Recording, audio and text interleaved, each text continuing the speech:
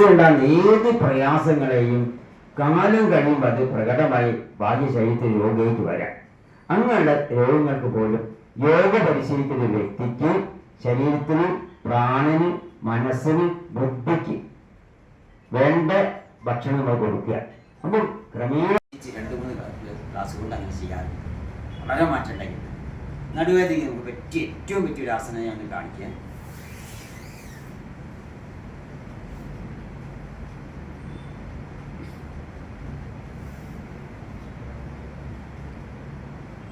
സാവധാനം ശ്വാസം ഉള്ളിലേക്ക് എടുത്ത് പതുക്കെ കഴുകി.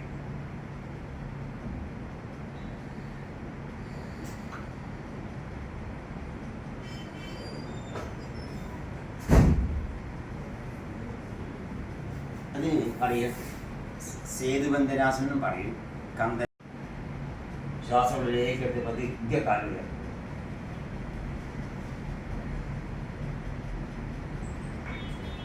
ഈ ഒരു ആസനം നമുക്ക്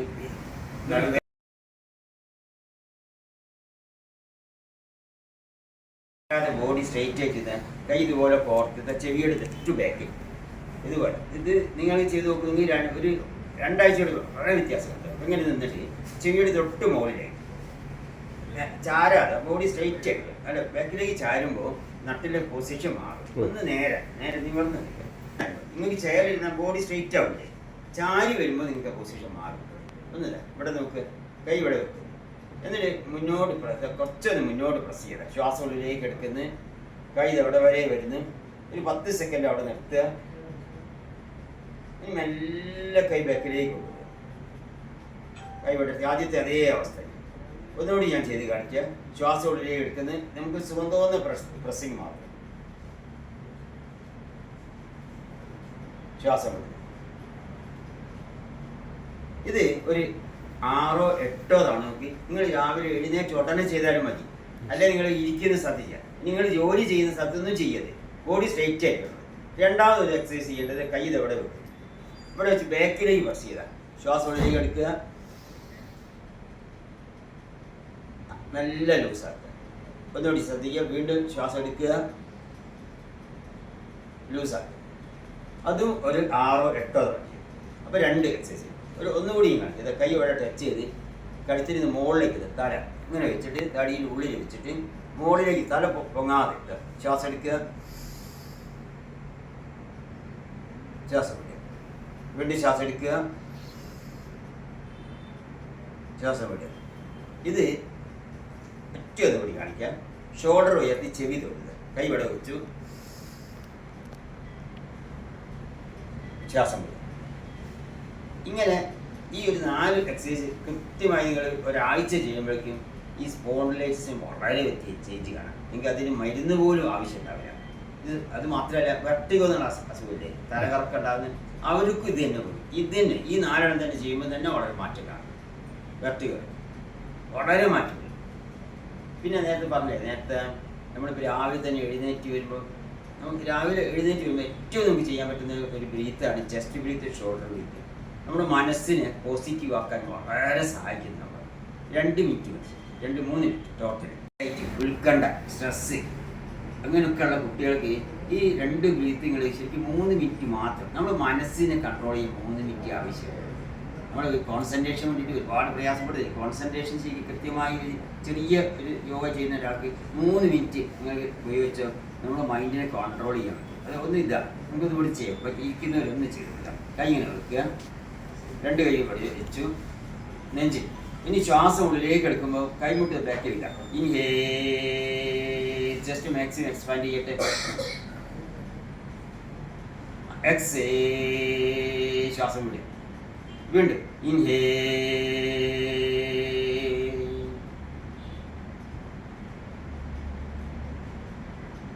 എക്സേ. ഇനി ഒന്ന് കണ്ണടച്ച് ചെയ്തോളൂ. ഇൻഹേ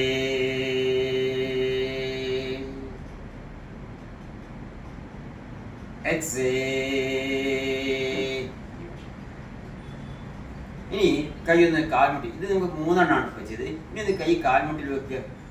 ഇനി ഷോൾഡർ ഒന്ന് ഉയർത്തി ചെവി വരണം, തല താഴാതെ.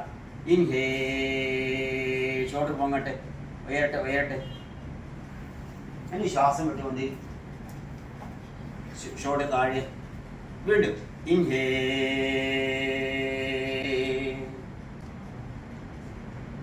എക്സേൽ വീണ്ടും ഇൻഹേൽ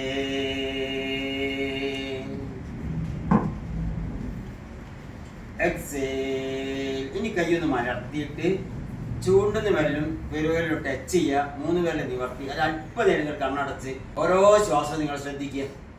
നിങ്ങളുടെ ശരീരവും മനസ്സും നല്ല വിശ്രമാവസ്ഥയിച്ച് നടക്കുക. Close your eyes, your body straight. കണ്ണടച്ച് അല്പനേരം ഓരോ ശ്വാസം നിങ്ങൾ അറിഞ്ഞുകൊണ്ടിരിക്കുക.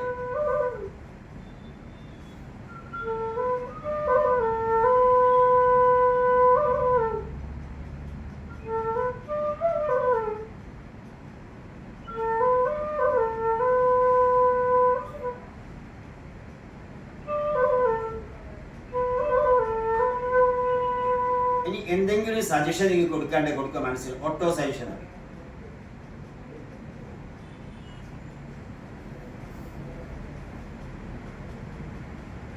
ഒരാളെ പുഞ്ചിരിയോടുകൂടി കയ്യിൽ കുപ്പി വെക്കുക, കണ്ണ് തുറക്കുക, സാവധാനം കണ്ണ് തുറക്കുക.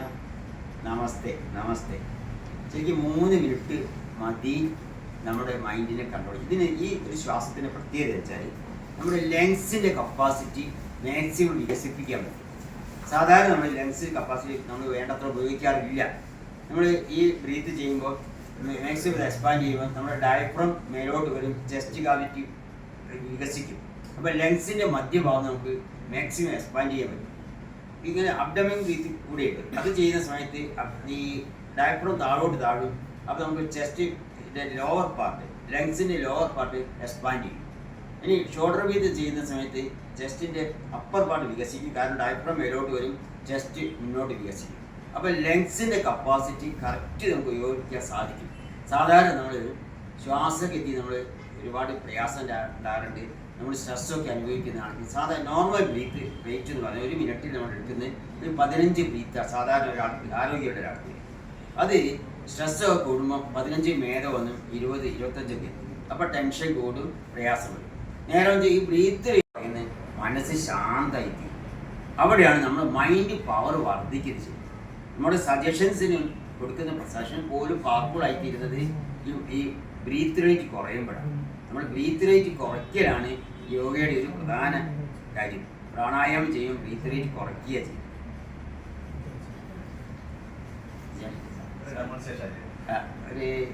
ഒരു കുറച്ച് ആസനാസ് കുറച്ച് അഡ്വാൻസ് 1-2 ആസനാസ് ഒന്ന് കാണാൻ വേണ്ടി മാത്രമേ നമുക്ക് ഏത് പ്രായത്തിലും നമുക്ക് യോഗ ചെയ്യുന്ന തടസ്സമില്ല. ഇതായത് ഇങ്ങനൊരു ആസനം കാണിക്കാം.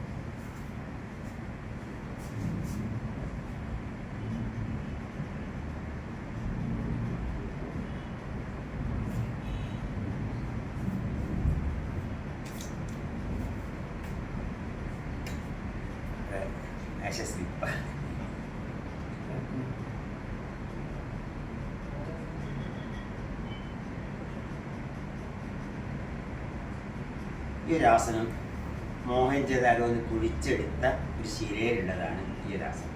ഗോരക്ഷാസനം എന്ന് പറയും. കുറച്ച് പ്രയാസമുള്ള ഒരു ആസനം. ഒരു നോടി കാണിക്കും.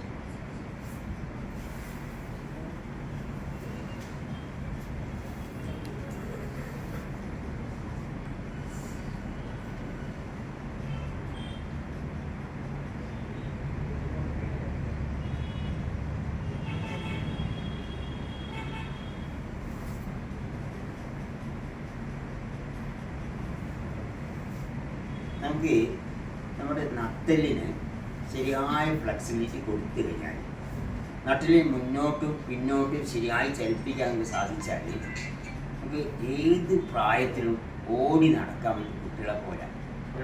ഒരു എക്സാമ്പിൾ, ഒരു ആസനം നിങ്ങൾ പാദഹസ്താസനം താഴത്തെ കാണാൻ പാദഹസ്താസനം ഞാൻ കാണിക്കാം.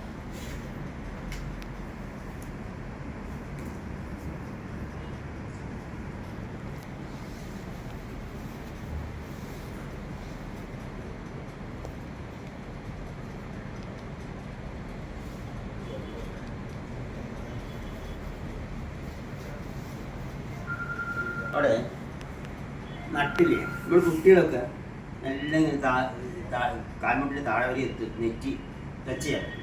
സാധാരണ ഒരു 40-50 എത്തുമ്പോൾ പിന്നെ മുന്നോട്ട് ബെൻഡ് ചെയ്യാൻ പ്രയാസമാണ്.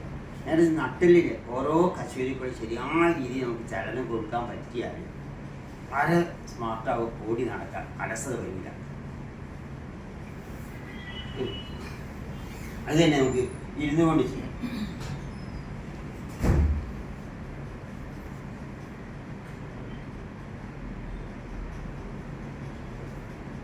സുഖമായിട്ട് കുട്ടികളൊക്കെ ചെയ്യുന്നതാണ്. ഇപ്പോൾ ഇങ്ങനെ ഇരുന്നിട്ട് ഇപ്പോൾ